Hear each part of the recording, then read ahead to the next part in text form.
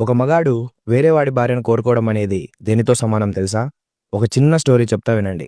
ఒక గ్రామంలో ఒక సర్పంచ్ ఉంటాడు. వాడికి అమ్మాయిలంటే ఎప్పటినుండో ఒక రకమైన చూపు ఉంటుంది.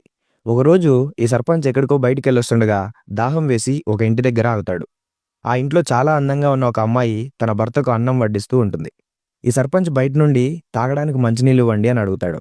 ఆ అందమైన అమ్మాయి లోపల నుండి ఒక బాటిల్‌లో వాటర్ తీసుకొని బయటికొచ్చి సర్పంచ్‌కిస్తుంది. ఆమె అందాన్ని చూడగానే ఎలాగైనా ఈమెను మా ఇంటికి తీసుకెళ్ళాలనుకుంటాడు. లోపల ఉన్న భర్త భోజనం తినడం అయిపోగానే నాకు బయట చిన్న పనుంది వెళ్ళొస్తా అని వెళ్ళిపోతాడు. ఆయన వెళ్ళిపోవడం చూసిన ఈ సర్పంచ్ వెంటనే తనకున్న కోరికను ఈమెకు చెప్తాడు. దానికి ఆమె ఆశ్చర్యపోతుంది. సర్పంచ్ గారు, మీరు ఈ ఊరికి పెద్దండి. మీరు నన్ను కోరుకోవడం ఏంటి అంటుంది. ఎంత చెప్పినా సర్పంచ్ మాత్రం వినడు. ఇంక అయ్యే పనిలా లేదనేసి ఆమె దానికి ఒప్పుకొని, సరే నేను మీతో వచ్చేస్తా. కాకపోతే మీరు ఫస్ట్ మా ఇంట్లో భోజనం చేయాలి. అలాగైతేనే వస్తా అంటుంది. సరే తింటా అనేసి లోపలెళ్ళి సర్పంచ్ కూర్చుంటాడు. భోజనం తినడానికి ఇందాక వాళ్ళ భర్త వదిలేసిన ప్లేట్ ఉంటుంది కదా! ఆ ప్లేట్ తీసుకొనొస్తుంది. దాన్ని చూసిన సర్పంచ్, నేను ఈ ఊరి పెద్దని, నాకు ఎంగిలి ప్లేట్‌లో భోజనం పెడతావా అంటూ ఆ అందమైన అమ్మాయిని తిడతాడు.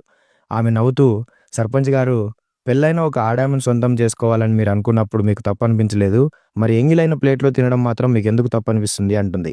ఈ మాటలు విన్న సర్పంచ్ తన తప్పు తెలుసుకొని ఆమెను క్షమించమని అడిగి, ఇప్పటి నుండి ప్రతి స్త్రీని తల్లిలా చూసుకుంటానని ఆమెకు మాట ఇస్తాడు.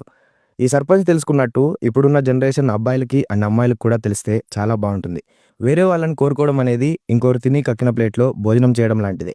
ఈ వీడియో అండ్ ఈ స్టోరీ మీకెలా అనిపించిందో తప్పకుండా కామెంట్ చేయండి. అలాగే ఇలాంటి మరిన్ని వీడియోస్ కోసం మా ఛానల్‌ని ఫాలో అవ్వండి.